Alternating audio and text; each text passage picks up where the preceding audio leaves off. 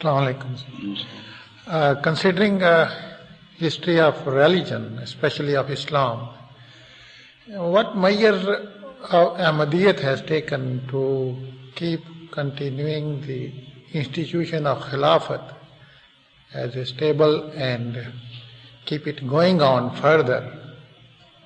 What measures have been taken? Yes, please. I mean, they are already there before you. No, how we will know whether it's going to be continued in future or not?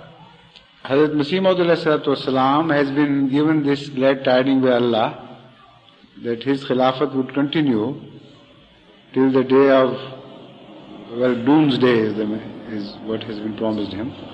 Qudrat-e-Saniya would come and stay forever. And that was exactly like it happened in vis-a-vis Hazrat Masih first Messiah. His khilafat is continuing still, and it will continue to remain so. Whether it has lost its quality or not, this is not the issue. But khilafat itself would continue. What has been told to Hazrat Masih Maud is that khilafat-e-salihah would remain for 1,000 years. And he has been declared as Mujaddid of 1,000 years. So with that guarantee you don't have to bother much about it. As far as the day-to-day problems are concerned, whoever is the Khalifa of the time, he can effectively deal with them and see to it that no threat is created to any effect.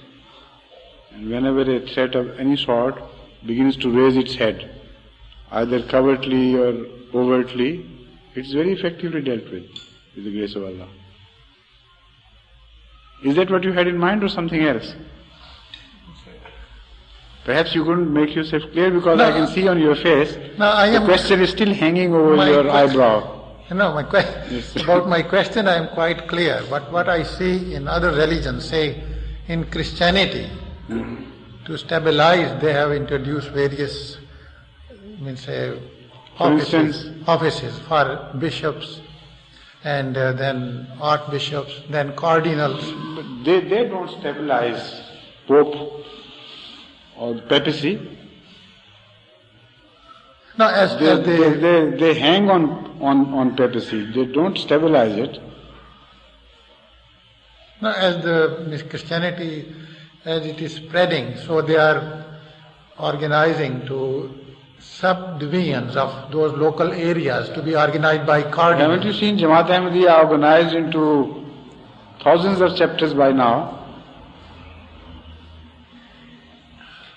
And it's very much more solidly organized body than any other similar or even dissimilar body in the world. This you can claim without fear of contradiction. Whether it is a religious body or irreligious body or a religious body, whatever you may compare Ahmadiyyat with, there is absolutely no comparison in matter of organization. Each small branch, each branch, whether it is small or big, is organized in the form of chapters, and in that we have also established the democratic system of election of office bearers, etc. And a supervision system is also superimposed on this basic structure, so that if democracy tends to go wrong, then the superimposed system of keeping watch over it as representatives of Khalifa's eyes sees to it that before the damage is done, the culprits are removed.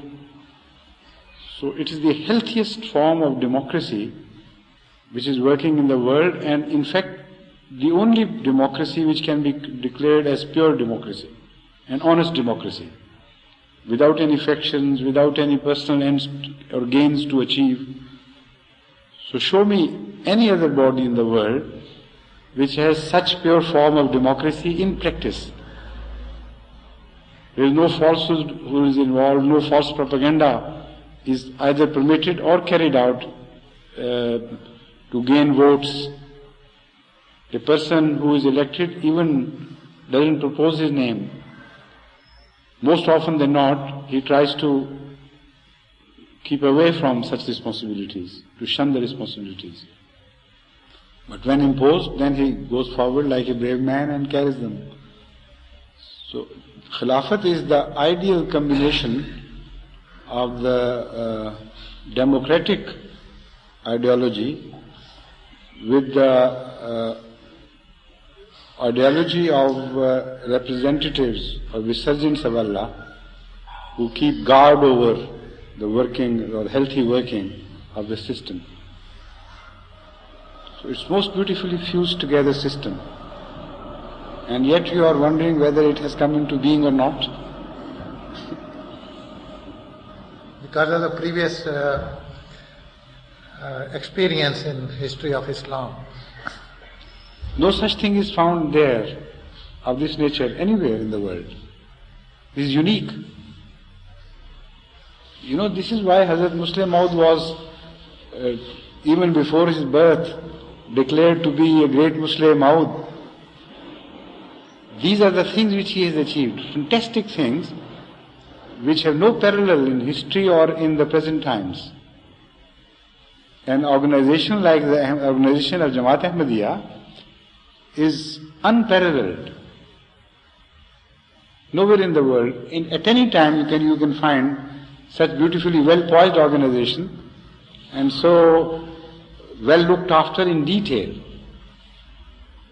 You know, right at the lowest rung, we have an observing eye.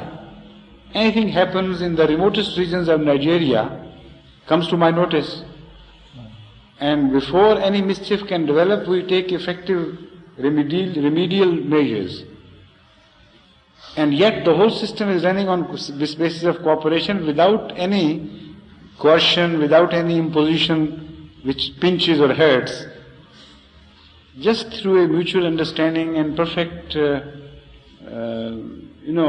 coordination between those who are at lower rung and those who are at a higher rung of authority. Things are so fluently and most, what should I say? Smoothly. Well lubricated, in a well lubricated manner, are flowing and working that you don't hear any noise. You don't see any ripples. The ideal organization is the one where there is no noise. The greater the friction is, the greater the noise would be created, the greater the heat generation and panic and, hurry, running to and fro and this and that. So this has always been my ideal of organization. Wherever I have worked in whatever capacity, I have always tried to achieve this, that you set a system and put it into such quiet working that after that you just retrieve into nothingness. You don't seem to be involved so fanatically and vehemently in everything, but you remain in touch with everything quietly. If a langar khana, ideal langar khana is to be observed during langar khana, Jalsa Salana, the same criterion would apply there. During the best time of our langar khana, when things were moving most efficiently, everything seemed to be settled and quiet and set. No hurrying to and fro, no noise. Everything was going automatically as if there was no energy involved. While greatest energy was involved. When the car engine is idling and revving, then you see how much noise it makes. When it's put into gear, it's using much more energy, yet it becomes quiet and smooth and burring. So that also goes with the organization. Now imagine the whole world organization of Jamaat Ahmadiyya is working so quietly, silently, without making a noise, but those who are working it, who are operating it, they know the thrill of power below. Everything is throbbing with power in Jamaat Ahmadiyya. But it's quiet and perfect, working in perfect coordination. So this is why you missed it, this is the beauty of the system. Thank You you. don't take note of it, what's happening. I generally tell people who are not involved in zamindara, that is agriculture directly, that anybody, any citizen of big cities or towns who has no personal knowledge of how agriculture is done, if he goes to a farm, passes by, he thinks that everything is, running automatically, no labor is involved, and quietly things are going on. There is such quiet in the fields. And what actually happens is that the farmer is one of the busiest men in the country. Hardly can he sometimes find time to look into his,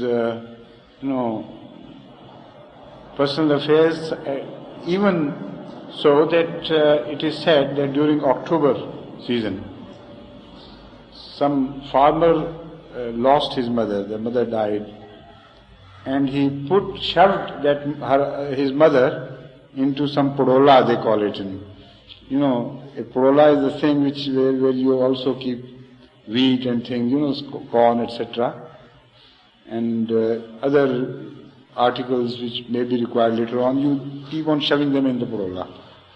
So he shoved his mother in the porola because he had no time to bury her. After he was relieved of that pressure of work, then he could attend later on. This is just to illustrate how busy a farmer is. He rises up early, in the middle of the night in fact, very close to the middle of the night, and goes to the farm quietly with his plough and buffaloes, and all you hear is ta-ta-ta and this slight noise, which is lost in the general hubbub of the whole world at that time. And nobody notices that when he's ploughing, when he's moving things from one place to another, a lot of labor is involved, and a lot of organization is required, and a lot of attention is to be paid every minute to the farming, to what is happening here, what is required there. Even watering of the field requires so much responsibility, so much attention, and so much labor is put into it. But everything seems to be so quiet, moving along in perfect order, that you think things are moving automatically. So this is how Allah's nature is working. The whole phenomenon of growth, vegetation, animal reproduction is taking place quietly. You don't take notice. The universe is revolving and everything is moving on, and immense things are going on before your observation which you don't take note of. This is what it means when the Holy Quran says, Summa stawa ala al-arsh. Once he organized the whole universe, then he retrieved onto his throne of supervision, overall supervision, and as if he was resting over there. So the best organizer is one who moves things, puts things into motion, into proper motion, into a coordinated motion, and when everything is involved in his own respective tasks, then he can have time to sit aloof and watch from the above what is happening around, and only then he can look after everything, otherwise not. So this is the lesson which Allah has given us in perfect organization. And with the grace of Allah, as I said, Jamaat Ahmadiyya is the only world organization which is built on the pattern of nature. And this is why it is so quiet. Thank you very much. Thank you for asking this question, because otherwise the subject might not have been discussed at all by us, because nobody took notice. Yes. One more. Yes, please. I have been in close contact with the Christian missions in East Africa.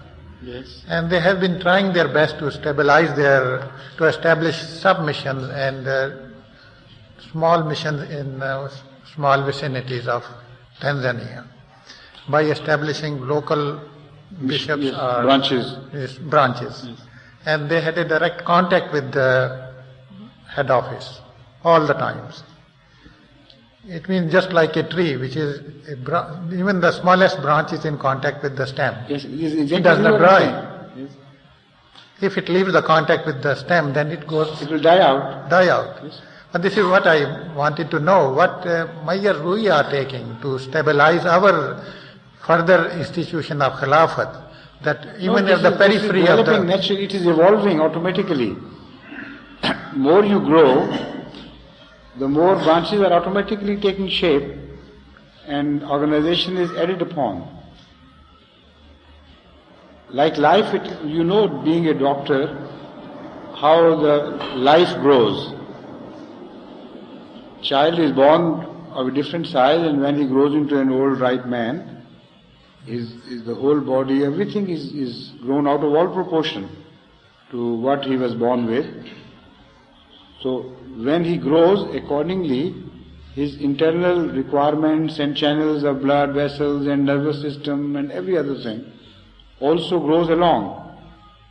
So only there is an inherent quality and a coded message within that everything must develop according to an organization and according to a set planned system.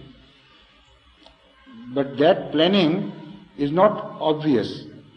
It is dormant. It is as an inherent nature of the thing. When the requirement arises, then automatically that planning, that inherent planning goes into operation. So something very similar is happening in Jamaat Ahmadiyya. Wherever we grow a need, the solution for that need also grows along. And the system sees to it that it is done properly. Of course, there can be miscarriage everywhere in the world, like in the whole body, pathological diseases and defects are found everywhere, but in a very minor number of cases as compared to the whole number. So I don't say that Jamaat Ahmadiyya is perfect in this regard, that there are no exceptions. Of course, minor accidents do take place. Some flaws are left here and there. Some loopholes are found in some other places. But as compared to the whole system, this can be, described as the system of life. So what Allah has provided us is with Nizam-e-Khilafat, which in itself is the coded message. How you should do things and how you should go about for the future needs and everything. So that is working all right with the grace of Allah. Thank you very much.